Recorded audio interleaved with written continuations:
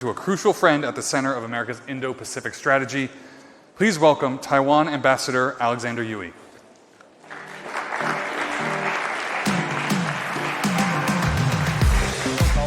Ambassador, thank you. Pleasure. Please. Thank you. Well, you and I, we have a big challenge. Either end with a big bang or end swiftly. Oh, we're going to end with a big bang. We have about 13 minutes. That's okay. I was on the metro last night and I was scrolling through Twitter because I'm addicted to Twitter. And I saw the Chinese embassy in the US tweeted that China will, quote, will never ever allow anyone or any force to separate Taiwan from China in any way, end quote. Yeah. What is your reaction? The same thing. The People's Republic of China, since their inception in October 1st, 1949, they have never ruled the island of Taiwan. They have a historical claim because at one point Taiwan historically was part of China, but so has many places. So in that case, Mongolia can also claim China because at one point China was part of the Mongolian Empire. So this is a historical thing that they're claiming, which is baseless. We know the history between Mao Zedong and Chiang Kai-shek, but the fact is after 49, the government of the Republic of China was seated in Taiwan. So they can't just conquer us by wishful thinking or by doing some ploys about, for example, call it lawfare, by citing some international resolutions in the United Nations saying, oh, this is the claim that because of that, Taiwan belongs to them. It's false. Taiwan is, our official name is Republic of China. We are 23 million people with, free and democratic. We choose our own president. We elect our president. We elect our governors, etc. So we are free and democratic, and we are very proud of our traditions. We intend to keep it that way.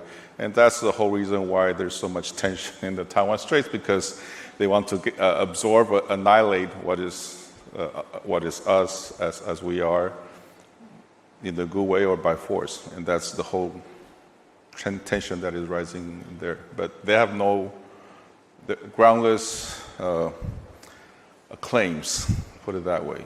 So it was reported this week that President Trump said China doesn't want to do that in relation to a Taiwan invasion, and he doesn't see that happening. Those are quotes. Right. Is that overly optimistic, ignorant of the situation, just mouth service? Well, I tend to think, and this is me just because it's you and President Trump who said it, not me, but I think that United States and the partners in the Indo-Pacific and what we're doing nowadays, including Taiwan, we are doing what we can to prop up our self-defense capabilities. I guess one of the reasons we're here to talk about is that it's too much trouble for Xi Jinping to try to attack Taiwan by force. And the United States is still a very formidable military force in the world. For People's Republic of China to enter into war with Taiwan will inevitably involve all the neighbors and players in that region. And I guess this is something that Xi Jinping will not want to get himself into if that is the case. That's my interpretation. You think Xi is hesitant? You think Xi is hesitant? Well, again, everything that we're doing in Taiwan and maybe in the United States, Indo-Pacific Command especially, is to let Xi Jinping think every day, today is not the day. And that's what we're doing with big efforts, with determination, that we're not going to let Xi Jinping get his way, not militarily, not in any other way. We're not Hong Kong. Hong Kong was given to the Chinese on a platter because they were a colony, the UK colony. And unfortunately, people of Hong Kong could not determine their own fate, but we do. We don't depend on anybody. We are a sovereign, entity, and we're going to preserve the freedoms that we have. We value the system that we have, and we're going to do anything that we can to make sure that nobody takes that away from us. And so the U.S. arms sales backlog to Taiwan right now is estimated about $21 billion, last I checked. How concerned are you about that number, those delays, and what does it mean for your overall security? Well, actually, that number has the delays has decreased considerably because there's a big, actually concerted effort from U.S. government and from the manufacturers to try to speed up the process. It's still a little late in coming. For example, the F-16Vs that we purchased during President Trump's first term, the first plane rolled out in March. And the 66 that we bought is supposed to be delivered all by next year, which... Is that going to happen? Well, it's going to be a little challenging, let's put it that way. But they're doing what they can to try to speed up. Same with other weapon systems. But at the same time, we're talking about co-development, co-production, or even maybe technology transfer so that we can also have a local supply chain, which we already have. We already have a pretty good military industrial production capability, but I think we can do more and better, and to also produce more, stockpiles for rainy days. What does Taiwan hope to co-produce with the U.S.? Is there any system in particular or systems in particular? I don't know. I think. Well, one of them that came up during our last military exhibition or fair, maybe a month ago, was with Anduril. I think Anduril is working with Taiwanese institution to co-produce loitering munitions like that. But there are others. Yeah. How are you navigating the second Trump administration?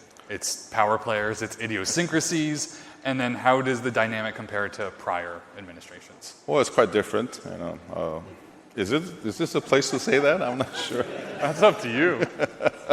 No, obviously it's different. The first Trump administration and current, or actually the current Trump administration compared to other administrations before are quite different. And we respect that because every country has its own way of managing things. Obviously, in Washington, D.C., I've described it at the beginning of his term that we were still going through a Christmas period. And as in, remember Christmas, you have the Advent calendar, starting December 1st, and every day you pull up a little... Every day is a surprise. Yeah, well, it's still today. Every day we're still going through it. Every day is still a surprise. So, it's been, 9-10 months? But it feels like it's been a lot. It's been a lot going on. Let's put it that way. And we're also going through the process of tariff negotiations. We're, I guess, one of the few major trading partners with the United States that have not concluded. But I think we're very close and doing pretty good. No, again, it's a matter of learning what the modus operandi is, and then adapt to it. But again, I want to stress the communications, relations between Taiwan and the United States. It's very fluid, it's very close, it's very open, and I think we're in a very good stage between US-Taiwan relations. Although, albeit we don't have diplomatic relations, but the exchange between Taiwan and the United States, the interactions is based on the Taiwan Relations Act, the 6 assurances given by President Reagan, and also, the 3 communiques. So we have a pretty good foundation in which we can work along, and it's been a very good one. You still consider Washington a reliable partner? It is, of course. Again, you are our most important partner, for existential also, the partner.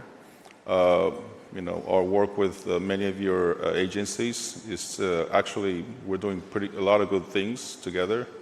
Your Indo-Pacific Command is, it's doing wonderful jobs in the area. So, of course. So China has been ramping up operations, exercises around the island recently. What was that trigger, and then how are you guys dealing with that day to day?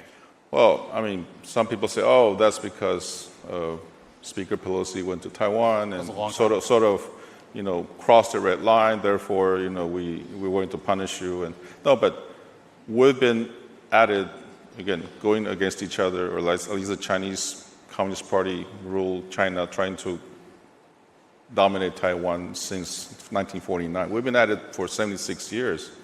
So it's not something that happened just recently. PRC is trying to find excuses to ramp up aggression against Taiwan. The visit of Speaker Pelosi could be one. The fact that we've conducted free elections last year is also another pretext for them. Or when my president makes a speech at an important event that they don't like the content, they will also punish us for not doing the things they want to hear or do. So this is the Chinese in the last decade or so have expanded their military prowess considerably. Look at the September 3rd parade, quite an impressive display of armaments. But their forces are not tested, and they have a pretty interesting situation with their military command, especially right before their fourth plenary. I think it's going on. They sacked nine of the generals, and many of them were handpicked by President Xi. Do those purges hurt China's readiness? Of course, especially one of the major. As many of you experts probably know that more than I do, the Chinese military is a highly centralized command, not like yours where your military officers are taught and trained to think by yourselves, solve the situation on site, etc. The Chinese are not. So in a highly centralized command system, when the head is not functioning, how do you want the body or the feet to work? That's it. But it doesn't mean that Xi Jinping will not attack Taiwan if he wants to. He's a dictator. He'll do whatever he wants. So the possibilities and the dangers are always there. Again, our role is to make sure that Xi Jinping thinks will be very hard for him to do. Then, if he decides to attack Taiwan militarily, I don't think the war can last as protracted as the Russian invasion of Ukraine. You think that war will be quick? If he calculates, if he can do it quickly, I don't think he'll do it, because I don't think the Chinese people have a stomach for a protracted war in China. They're not doing well economically. So yeah. Are there any lessons to be learned from the Philippines and how they're dealing with Chinese aggression? Well, we're all learning from each other. The Philippines are also learning how have we, kept the Chinese at bay for 76 years. Or again, we're learning from Ukraine, a lot of experiences, a lot of experience that we're learning. But one thing that for sure is between Philippines and Taiwan, we have a common adversary. So in that sense, how to work together is becoming a homework for both sides to do. And I think we're facing the same challenges. So again, the issue about China's aggression is not only, and that makes the case, it's not only about Taiwan, it's about China's ambitions to go beyond the first island chain, about supplanting the United States as a preeminent power in the world. All this military might is not just to save their littoral waters. They're way beyond, they have 3 aircraft carrier groups, etc. So they have larger ambitions, and we're just part of it. Ambassador, we're going to have to leave it there. That is Yeah, great. I Wonderful. appreciate your time and insights. Pleasure. Thanks for being here.